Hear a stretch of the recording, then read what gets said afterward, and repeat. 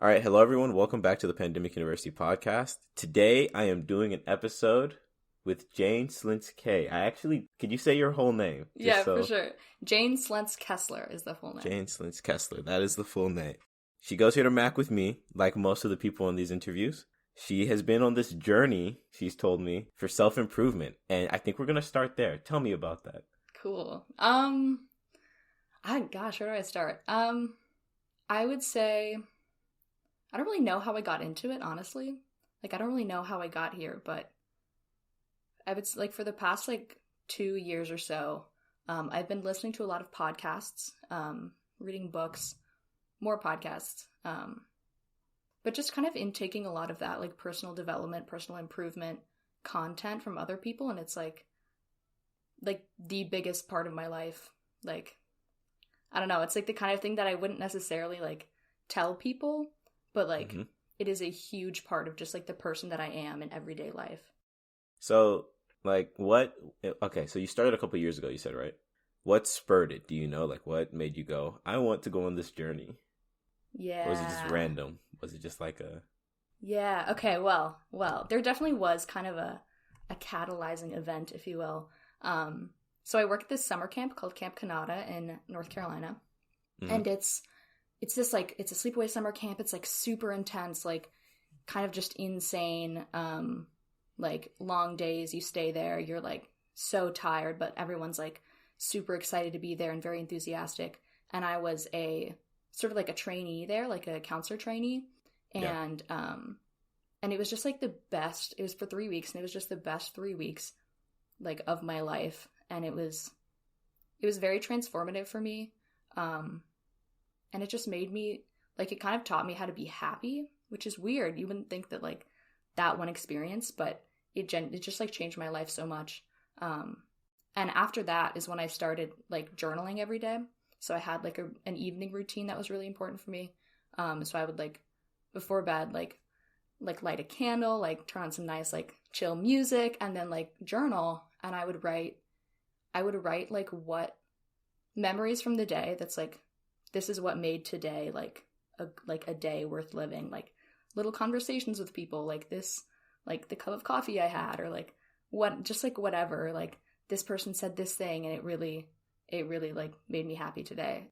And then I would also think about what didn't go well from today, which can get very very vulnerable in a way. Most people, I think, aren't really willing to look at your flaws. It's really hard. It's tough, and it's not fun. You're I'm not a good person. Wow. That's not good about me. But we all have that. And actually looking at it, and then I would say I'd look at a specific situation. Okay, I remember this one specifically, junior year of high school. This guy that I kind of knew, he was a friend of a friend, walked into the lunchroom and dropped his bag of groceries that he had. It was a bottle of sparkling water or something, and it fell and spilled. And my instinct was I should go help him. Selfless, that sort of selflessness value of mine. I was this is an opportunity to live my value, and I didn't. And that I thought about that, and I was it didn't really make a difference to him because other people went and helped him, but I was that was an opportunity to live that specific value, and I didn't do it. And so then I wrote about that at night. I was I didn't live my value then. And if that situation came up again tomorrow, I'd want to do it differently. Yeah. No, you saying on living your values, I completely agree. I get really upset with myself whenever I step outside of who I know that I am. That it's really disappointing sometimes because, you start to build all right, these are the things I care about. These are the things I want to do. And yeah, you're right. It's important to try to live those. And so, yeah, I feel you there. I feel you there. I don't know, I'm also, when you told me that you were really big on self-improvement, I was oh, that's so cool. So am I. I spend... That's awesome. Yeah, I spend every single night, I kid you not, I just reflect on my day and go, okay, what did I do well today? What didn't I do? What can I improve for tomorrow? Mm-hmm. And that's been every day for the last 2.5, 3 years. Yeah, it's funny you say that because I was I kind of get that vibe from you. I think you're an ambitious person, and I think that for a lot of people that doesn't come from nowhere. I was thinking I wouldn't be surprised if you also were, I don't know, taking having that input of content, if that makes sense. Yeah, totally. Yeah. 100%. So what are some, I remember watching you sort of like, at least over the winter break, start this by like saying you would get up at 7 a.m. every single day. And I thought like that was the coolest thing ever. And I Oh, was thank like, you. yeah, because I was like, it's the holiday and I'm just waking up wherever I want to. And I was like, oh, that's so cool that she's like getting up at like 7 in the morning. Yeah, like taking advantage of all the time. Yes. Like what other stuff have you done or do you plan on doing? Yeah. So the biggest like habit of mine, because I like a lot of the stuff I hear from podcasts and books is like habits are key, and like you can't leave your habits up to chance. And if you want to do certain things, you have to make them habits. So my morning routine is really very substantial for my life, I would say. So even like, so during the first semester at Mac, like I usually got up at 8, so it wasn't that different. But so I'd get up at 8, and the first thing I do is, well, I don't use my phone as an alarm clock. That's the first thing I do. Oh, nice. So I don't look at my phone when I wake up. I have like a physical little alarm clock that I put across the room. So I like hear the alarm clock, like get out of bed, go turn it off, like make my bed, open the blinds, etc. And then like the first thing I do is go for a walk and listen to a podcast, because it's like you get moving, you go, you're awake, you're looking at things, you're having fresh air. So I listen to a podcast while I walk, and then I come back, make tea, and then usually right after the walk, I'll meditate. I use the Headspace app. Okay. And then I write like the morning writing session, which is usually like setting intentions for the day or like practices for the day. So I'll have like 3 to 5 like things I want to think about for the day that are like, so lately, for example, my intentions have been like to create a bubble around the moment that the future isn't allowed to enter. Because something I do is like worry about the future a lot. Yeah. So it like throughout the day, I'll just be like, okay, bubble around the moment. Like the future isn't allowed to be here. The second one, I think yesterday, was like warmth and selflessness, and thinking of that, like every time I run into someone in the hallway, I want to like smile. I want to be like a warm person. And then the third one, has just been awareness. So like awareness as much as possible, which is like, what am I doing right now? What am I thinking right now? And what am I feeling right now? And the feeling piece is really interesting, because at first, like I'll ask myself, what am I feeling right now? And my first reaction is like to kind of turn away from that and try to like start to distract myself. But it's like, if I sit there and I ask myself, what am I feeling right now? I'll often realize like, oh, I'm actually feeling like really stressed about this thing. And just recognizing that, I can stop feeling stressed about it just by recognizing it, which is insane. But yes, so then morning writing intentions, and then I do like a quick workout, and then take a shower, and then go get breakfast, and then start like the work day. That's awesome. So that's the morning routine. It usually takes around 2 hours from like wake up to end shower. When's your first class, by the way? My first class is at 9:30. So okay.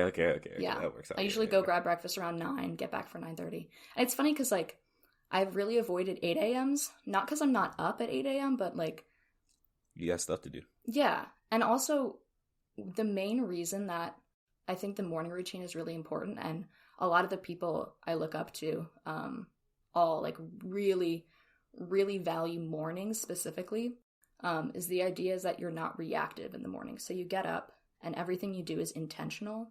And that's why you don't look at your phone. Like I really try not to like check my texts until like 11 a.m., like 12 p.m., which my friends are not always happy about. I have a reputation for never texting back. It's fine. And so at like when I look at like Instagram first thing in the morning, my day is already being reactive, because I'm looking at what did this person say? Like, oh, I got an email overnight. Like, oh, like this person said this thing that I don't like, or my friend sent me this TikTok. Like, I don't need that to be in my headspace at the beginning of the day. So the idea is like you're not reactive. And I heard this thing, I think it was Ryan Holiday. He's one of the guys that I listen to. He said, I think it was him, maybe it was Jay Shetty, that's the other guy I listen to, is that if you were to check your phone the first thing you wake up and you see a text from whoever, like John Doe, if you were to open that text and read what John Doe said and think about John Doe, that's like letting John Doe open your door of your bedroom and like walk into your room first thing in the morning. And you're reacting to John Doe. And it's like, that's not you. That's like you with reacting to something else. So right. That's the idea. Yeah. That is awesome. Like, actually, that is so awesome. The first thing I do when I wake up is check the news. Oh, like, I used to do it back in middle school when I was in MUN because I had to, and then it was draining, so I stopped, and now that's all I do again. Like, I woke up this morning to the news that one of my favorite artists has died. Like, that was the start of my morning. Oh, I'm sorry. Oh, no. Who was it? Have you heard of Sophie? No. She's a trans producer, and she's fantastic. Well, was. Damn. Yeah, so, like, just starting in your own space, like, the value of that, I can see must be fantastic. Yeah, and it's so funny. So that idea, like, and it's not that you can't be reactive at all, which is what the people, specifically Ryan Holiday, this comes from him, is that you can be reactive in the afternoon. So in the afternoon, you'd hear the news about this person, you'd be sad about it, as you should be, because that's sad and you're human and you react to things, but to not, be carried away by that in the morning. But I'm sorry. That's so sad. I hope her family's doing all right. Yeah, for real. Aww. Yeah, so that's crazy. But so just talking about these things you do. First off, once again, that's amazing that you managed to do all of this. I don't think people, especially in the sort of our age range and millennials, we don't really think to do that because there's so much happening all of the time. It's just like, I got to do this. I got to do this. I got to do this. I got to do this. Yes. So just like, making time, like for you, like sitting your foot down, like going like, this is my time. No one gets to invade this. That's that's huge. Thank you. And so, I'm sure that plays into mindfulness as well, and sort of just keeping track of that. So. No, that's super cool. I'm sorry. I'm gonna have to get back into the flow of the podcast. Yeah. And it's like, it's like the reason I do that is all because of like this stuff that I heard. Like, it's not like I came up with that. Like, I'm really grateful that I somehow found those influences early on, to start those habits now. But I also think it's super cool that a lot of people who are super successful or that I would look up to, like very, very peaceful, very mindful people, were like started in their 40s or 50s. Do you know what I mean? Like, you can literally start whenever. Like, that's so cool to me. There's a guy I listen to. He also does podcasts named Rich Roll. Yes, you listen to Rich Roll? Yeah, dude didn't get his. He didn't get his life on track until he was around 50 years old. Right. Yeah, so just like, which is so cool. Like. Yeah, whenever I get anxious about like, oh, am I doing enough right now? I've got like, you're fine, right? Yes. The point is, at least you're thinking that you need to be taking the right steps now. And that's enough for now until you can. So yeah, that. Yes. Like, I think about that so often. Like, I'm like, oh, like, I don't know what I'm doing. And it's like, okay, you're 18. Like, these people are like in there, you know what I mean? They've already had a marriage and a house and a kid. Like, you're doing fine, like Yeah, it's a very comforting thought, and like, that there's no like specific time, or that you're somehow like running out of time, or like, you know what I mean, like not in the right place. Yeah, absolutely. Okay, I'm gonna segue a little bit. Yeah, for real. So something else I want to talk to you about is sort of your passions and ambitions for the future, or just sort of like how you're working toward that now. You told me that some of the things you're really interested in are French and endangered wildlife in Africa. And when you told me that, the first thing I thought was, I instantly see a career path for this. Jane is going to be a conservationist. But that's exactly what I on the money? Do. Yes, you are. Okay, I guessed it. I guessed it straight away. Yes, so absolutely. Talk to me more about that. For sure. Okay, so I grew up very, very outdoorsy kind of. My brother and I just played outside all day, every day. Loved animals, loved nature, and kind of hated humans in a way. Just because we were just really into nature, and especially